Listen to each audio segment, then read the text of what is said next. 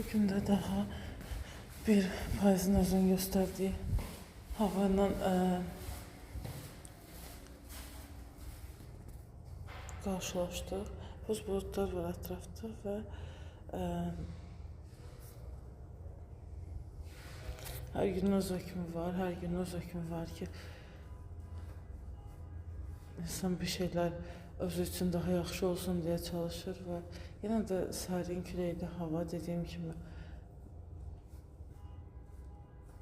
Bilmirəm, yayda günəşi qarşılaya bilənlər hələ də bu xoş bir vərdişi dəstəkləyə bilirlər yoxsa yox.